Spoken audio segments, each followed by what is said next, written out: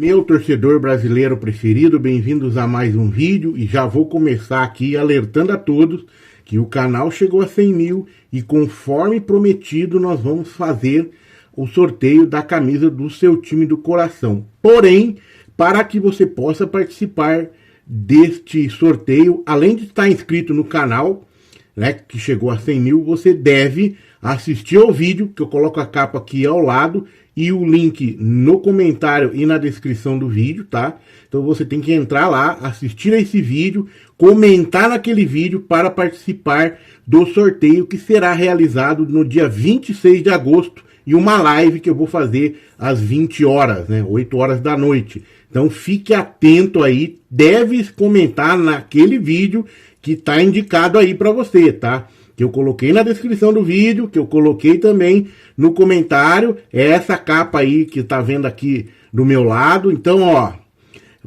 tem que comentar lá. O vídeo tá devagar, tá? Esse vídeo do que vai ter o sorteio, eu vi que tem pouca visualização ainda.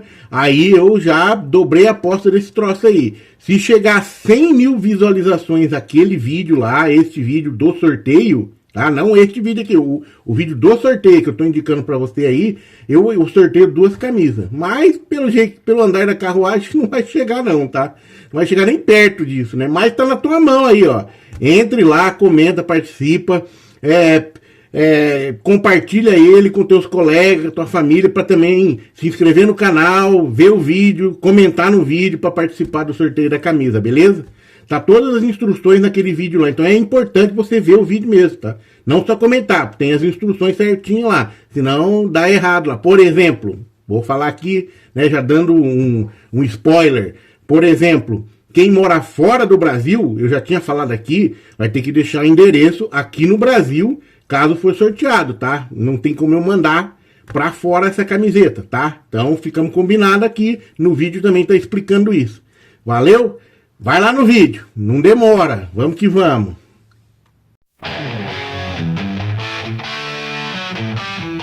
Bom, voltando aqui, Palmeiras ganhou seu jogo contra o Ceará em casa, mas, cara, que jogo ruim, hein? Vamos falar a verdade, jogo ruim, primeiro tempo não aconteceu bosta nenhuma, ultimamente eu estou meio irritado, tô falando mais palavrão, cara, tem que parar com isso. Mas não jogou nada no primeiro tempo, jogo ruim pra caramba. Aí no segundo tempo, no começo do segundo tempo ali, aos 6 minutos mais ou menos, um golaço de fora da área, um gol espírita, como diz os caras, né? O cara fez um gol espírita lá, que nunca mais na vida dele fez um golaço e pôs fogo no jogo daí. Porque se não fosse esse golaço, talvez ficava nesse 0-0 esse jogo aí, coisa feia que tava, né? Aí o Palmeiras correu, começou a pressionar, começou a atacar, se expôs, foi atacado também de novo, né? Se expôs, mas aí saiu um pênalti, infelicidade do zagueiro que tava com a mão no lugar errado, né? Braço aberto, aí né, tira o braço, tenta botar. Foi pênalti, não tem, foi até indiscutível. Pênalti, o Palmeiras faz o gol, e aí 1 minuto, 2 minutos depois, já num contra-ataque, que o cara perdeu a bola no meio-campo. Deu um contra-ataque lá com o Maurício e o Vitor Roque fez um belo gol aí de primeira, emendou, chapou com o pé direito ainda, que não é o pé bom dele. Então o Palmeiras virou esse jogo, cara. Mas esse jogo foi tão ruim, sabe? Aí, claro, aí deu uma melhorada no jogo, ficou aquela correria, o Palmeiras sofreu, tomou o gol o Palmeiras, mas daí o jogador tava impedido. Teve um possível pênalti pro Vitor Roque também, mas daí traçaram linha lá, o Vitor Roque estaria impedido, se não tivesse impedido, de repente era pênalti. Mas sim, deu uma melhorada no jogo, cara, mas é muito pouco para um elenco que tem o Palmeiras, né? O Ceará fez o papel dele, cara. O Ceará, para você, se você não se esquece, ele ganhou do Botafogo, empatou com o Flamengo. Então, assim, é um bom time, não é um time ruim não, tá? Tava fazendo o que ele tinha que fazer ao enfrentar um Palmeiras que supostamente é um elenco melhor, né? Um time superior, né? Supostamente, né? Estamos falando aqui com todo o respeito aí, mas supostamente. Então ele fez o jogo dele, que é aquele esquema, né? Jogar lá atrás, esperar tal, mas só que aí, quando foi pra cima foi o gol, né? Ver como é que é o negócio, né? Então o supostamente melhor, não sei se é bem melhor não, viu? Tá de boa. Mas aí, só pra você ter uma ideia, foram 8 finalizações no jogo inteiro do Palmeiras, 8, e 7 do Ceará, o jogo inteiro, cara. E nessa, olha, são 5 finalizações do gol do Palmeiras e 4 do Ceará. Quer dizer, os caras finalizaram pouco, mas o pouco que eles finalizaram foram bem percentualmente falando, né? E acertar no gol. Tipo, o Everton fez belas defesas e o goleiro do Ceará também fez defesa, cara. Não teve jeito. Então foi um jogo, mas foi um jogo ruim, ó. 62% pós-bola do Palmeiras, 38% do Ceará, cara. Então, assim, a conclusão que você chega com isso aí, cara? Cara, precisa melhorar, velho. O Palmeiras com esse elenco aí, supostamente muito bom, precisa melhorar muito. Seu Abel precisa melhorar. O público no Allianz Parque foi um dos menores que nos últimos tempos aí, foi baixo. Foi 27 mil torcedores, né? Lembrando que o Palmeiras sempre coloca 35, 40, 32. Hoje foi bem baixo. Você viu que no jogo, assim, no campo, tudo vazio, assim, vários lugares vazios. Quer dizer, a torcida desanimou um pouco, né? Então não adianta tentar tapar o sol com a peneira, não, que a torcida está bem insatisfeita. Isso demonstra, né? Porque teoricamente seria um jogo que sabia que o Palmeiras ia ganhar. Bom, teoricamente, né? Aí a torcida teoricamente iria ver esse jogo, mas não foi. Tão com raiva, tão bravo. Acontece, né? Foi demonstrado isso na eliminação aí da Copa do Brasil, com certeza, né? O Corinthians ainda, os caras ficaram putos, né? E aí demonstrou isso aí. Seu Abel tá meio sem moral, vai ter que recuperar a moral, vai ter que jogar bola, vai ter que jogar muito, apresentar bom futebol pra torcida voltar, cara. Tá? Não basta só ganhar mais não, tá? O torcedor já entendeu que desde 2023 nós não estamos jogando nada. Tá? Não basta só ganhar, não. Enquanto isso, no mercado da bola, o Palmeiras fica perto aí, segundo o antagonista e outros sites também que eu vi, de anunciar o Carlos Miguel, que é ex-goleiro do Corinthians, cara. Será o fim da era o Everton? Provável, né? O Everton tá com 37 anos. O gol que ele tomou hoje, por mais que esteja bonito, um gol espírita do cara e tal, eu achei que ele tava meio mal posicionado, não poderia ter tomado, na minha opinião, tá? Minha opinião. Ou, sei lá, cara, eu achei estranho, ele meio que foi encoberto lá, ficou meio fora, tava muito adiantado, ou seja, mal posicionado, que é o ponto forte do Everton, ele está sempre bem posicionado, né? De vez em quando ele tá tomando uns golzinhos meio fora da área aí, uns gols de espírito, tá meio facilitando, tá dando coragem pros caras chutar nele, né? Isso não é bom sinal, isso não é bom sinal. Então, o Carlos Miguel, tido como um bom goleiro, era do Corinthians. O Corinthians fez uma besteira lá, uma bobeada de multa de contrato, e ele acabou indo pro Nottingham Forest por 4 milhões de euros, que era uma mixaria, e estava jogando muito no Corinthians, e eu acho que vai ser uma ótima opção para, não for agora, mas em curto prazo aí, substituir o Everton, tá? O Carlos Miguel tem 26 anos, não vai ser aproveitado este ano pelo Nottingham Forest, não sei, de repente não tenha se encontrado lá, e agora ele quer encontrar uma equipe competitiva que dispute títulos para jogar, né? E o Palmeiras tá bem... Nossa, o corintianado vai ficar louca, né, velho? O corintianado já ficou doido quando ele foi embora, né? Já chamava ele de traidor, porque, porra, pensa bem, cara. Ele tava no Corinthians voando, mas, porra, mas os caras também deixaram o contrato dele 4 milhões de euros. Desvalorizaram o cara, né? Desvalorizaram o cara. E veio um clube da Inglaterra, da Premier League, disputando o título. O cara não vai? Vai, velho. Claro que vai. Aí o cara é traidor. Aí também é burrice, né? Falar isso, né? Aí é sacanagem, né? Não acho que não. Agora vem pro Palmeiras como profissional, né? Como assim, como muito jogador do Palmeiras foi jogar no Corinthians, como muitos, Roger Guedes, por exemplo, né? Muitos jogadores do Corinthians vêm jogar no Palmeiras assim, e assim por diante. Ó, o Bigode era do Corinthians, vem no Palmeiras. Vários jogadores que eu tenho, me foge aqui o nome agora, mas tem muitos jogadores que ficou ídolo no Palmeiras e era jogador formado no Corinthians. O Everton mesmo, goleiro Everton, ele é formado nas bases do Corinthians. Então aí, tem essa, não. Então, Carlos Miguel, se vier, vai ser bem-vindo, nós estamos precisando, porque estamos ruim de goleiro. Na boa. Vamos que vamos. E o Flamengo teve aí a sua vitória muito boa sobre o Mirassol. Muita gente criticou, eu estava depois lendo aqui, que muita gente criticou, inclusive foi uma pauta até de Mauro César, né, explicando que parte da torcida parece que é maluca, né, acho que o Flamengo vai ganhar de todo mundo de 5, 6-0, né? A expectativa é essa mesmo, né? Pela mídia que tem, né? Pela exposição que tem, pelos jogadores que traz e tal. Tem isso, mas não é bem assim, né, cara? Tem outro time do outro lado também que briga, que treina.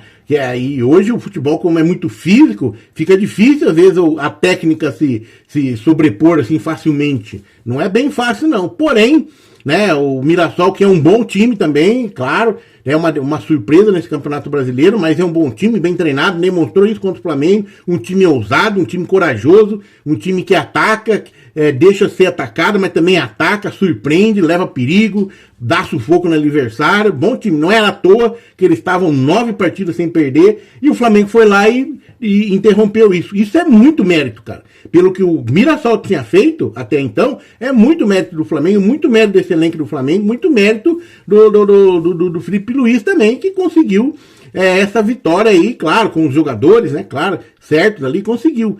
Aí, cara, uma grande expectativa que tinha sobre esse jogo era a entrada do Carrascal, que acabou de chegar no Flamengo, né?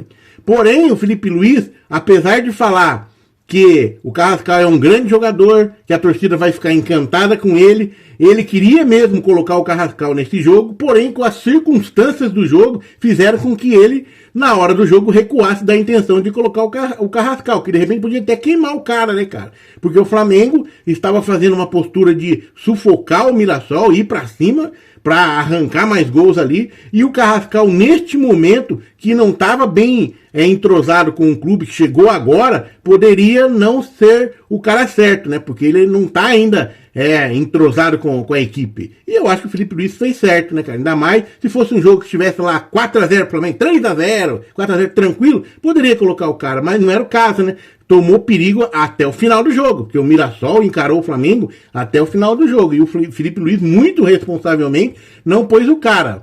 Olha o que ele colocou sobre o Carrascal na coletiva. Ó. Carrascal é um jogador com talento de uma qualidade gigante, observamos nesta semana. Hoje estava quase seguro que iria colocá-lo para jogar, o que trocaria por Arrascaeta, mas senti que a equipe estava pressionando o Mirassol e precisava de jogadores com mais pressão. São detalhes da pressão alta que Bruno Henrique e Plata têm muito bem incorporado. Carrascal ainda não teve tantos treinamentos de pressão, então, pela fase defensiva, optei por não colocá-lo.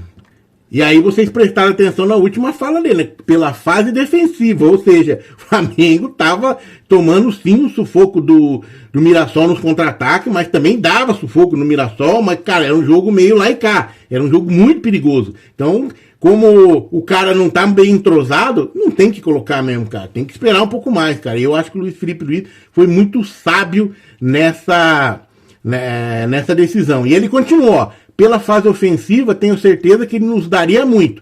Tenho esperança que será o ídolo deste clube nos próximos anos. A torcida vai ficar encantada em vê-lo pela forma como trata a bola. Eu vejo na mesma posição que jogou a Arrascaeta hoje, mas ele me disse que pode jogar nas 4 posições de frente. Terá muitos minutos na temporada e eu tenho certeza que será importante para nós. E realmente ele na entrevista, quando ele foi apresentado, ele falou, né, o Carrascal, que ele não joga só na posição da Arrascaeta. No ataque ele joga em qualquer posição. Ele pode jogar do lado direito, do lado esquerdo, joga ali como 8, como 5. Então o cara realmente é um cara, como se diz, um jogador moderno, né, um jogador hoje contemporâneo, um jogador que faz várias funções e os técnicos adoram isso. Então vamos aguardar, né? Quando que vai estrear o Carrascal, lembrando que ele foi contratado junto ao CSKA, né, por 12 milhões de euros, né, e vai chegar aí para reforçar o setor ofensivo do Flamengo. A ideia primordial, a principal, é que ele poderia ser uma sombra para o Arrascaeta, ficar no banco e quando o Arrascaeta sai ele entra. Mas talvez isso, de acordo com o Felipe Luiz e o próprio Carrascal, com o tempo isso possa ir mudando e ele pode ir evoluindo e jogando em outras posições também. Vamos aguardar. Bom, o Flamengo continua no mercado e a notícia que tem aqui no Coluna do Fla que o Flamengo estaria atrás do Lucas Fasson, que é um zagueiro, né, que tem contrato com o Lokomotiv Moscou, cara, e vai até junho do próximo ano. Segundo a informação da Raíssa Simplício, o Lokomotiv Moscou deve aceitar uma proposta de 5 milhões de euros, que não é lá muita coisa, né? Vai dar 31,6 milhões de reais na cotação atual pelo zagueiro. Inclusive, ele tem uma oferta sobre a mesa de um clube brasileiro que não foi revelado, tá? Ele tem contrato com o Lokomotiv Moscou até junho do próximo ano e a equipe russa pretende vender o zagueiro para não perder de graça o cara. Entendeu? Além disso, além do Flamengo e Atlético Mineiro, segundo a informação que o Lucas Fasson não revelou, o Atlético Mineiro está interessado, né? Fala que não tem, aí depois fala que tem, ai meu Deus do céu. Mas é isso, né? Corrigindo lá, não foi revelado, mas foi revelado. A própria reportagem faz isso, velho. Eu lendo aqui na hora, meio vendo aqui, né, para passar para vocês, eu tinha lido um pouco, mas nem me toquei disso, né? O Atlético Mineiro também está interessado, que é um deboche de novo, né? Atlético Mineiro, velho, não tava com problema de atraso de salário do jogador, tem uma dívida imensa, vai querer comprar o mesmo cara que o Flamengo. O Atlético Mineiro, menos, né, velho? De boa, com todo respeito, eu adoro o Galo, cara, passa um timaço, tem um elenco forte, né? Quero que o Atlético Mineiro se reforce também, mas, porra, eu acho que o negócio das dívidas aí tem que ser em primeiro lugar, né? Tem que acertar essa situação aí, porque fica chato, né, cara? Porra, fica esquisito pra caramba. Fica meio debochado, né? Mas é isso, cara. O Lucas Fasson, o jogador que foi revelado pelo São Paulo, deixou o São Paulo em 2020 para atuar num time do Chile, La Serena, e depois foi pro Atlético Paranaense, se destacou e deixou o Atlético Paranaense em 22 lá para o Lokomotiv Moscou. Ele tem 24 anos, tá? 24 anos. Então é um jogador que o Flamengo estaria na mira, até porque, lembrando que a gente trouxe aqui ontem, que o Flamengo estaria disposto a se livrar não, né? A trocar o Cleiton, né? Vai liberar o Cleiton, inclusive até o staff dele quer que ele vá embora, quer que ele tenha chance em outro clube, porque no Flamengo estaria difícil a situação dele ali, pelo número de ótimos zagueiros de altíssimo nível que tem o Flamengo. E aí fica muito difícil para ele se ter um espaço, de conseguir jogar ali, tá? E é complicado mesmo, né? E aí vem aí o Lucas Fasson para ter esse jogador para substituir o Cleiton. Embora teve um papo aí do Felipe Luiz na coletiva falando que talvez tenha muito jogador. A gente já entra nessa aí, tá? Vamos lá. Continuando, tá até falando, né? O Mauro César falando que parte da torcida do Flamengo na rede social precisa de uma terapia. Aí do que eu tava falando antes, né? Por quê? O Flamengo jogou com o Mirassol, teve dificuldades, mas venceu o jogo. Aí de novo, cara, o Mirassol é um time muito bom. O Mirassol estava 9 jogos sem perder, entendeu? O Mirassol ganhou de Corinthians, ganhou de Santos, ganhou de São Paulo, empatou com o Palmeiras. Quer dizer, é um time que estava vindo muito bem aí, cara. Muito bem. É um bom time. Eu fiquei puto também, cara.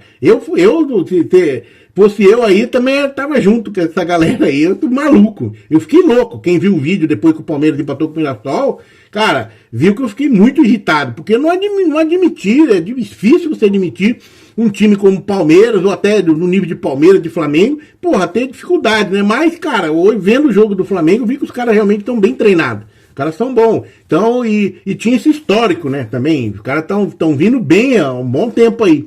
E o Palmeiras teve dificuldade e o Flamengo foi lá e ganhou. Ganhou bem, na minha opinião, porque jogou bem, entendeu? E o Mirassol deixou também jogar, só que o Mirassol também ameaçou. E muitos torcedores não aceitaram isso, cara. E eu entendo, tá, os torcedores.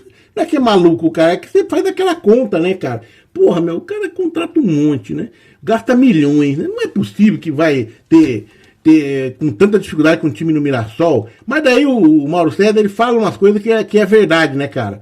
Ó, o Flamengo jogou sábado, sabendo que nos 11 dias pra frente, terá pela frente 3 jogos contra o Internacional, 2 deles fora de casa, 2 pela Libertadores, do qual uma equipe será eliminada. Na quarta, o time gaúcho estará no Maracanã, mas domingo, na semana seguinte, os duelos serão no Beira-Rio, ou seja, o Flamengo tem investimento gigantesco, mas joga muito mais, jogadores rodam muito mais, cansa muito mais, viaja muito mais. E o Mirassol hoje está fazendo o quê? Só o brasileiro, entendeu? Então essa diferença técnica e a diferença de grana, de repente diminui um pouco quando coloca essas coisas em campo, né? Essas coisas na jogada, as viagens, o vai e volta, o número de jogos, e ele tem razão, e a gente, como torcedor, a gente não raciocina dessa forma, a gente quer que o time ganhe todas, né?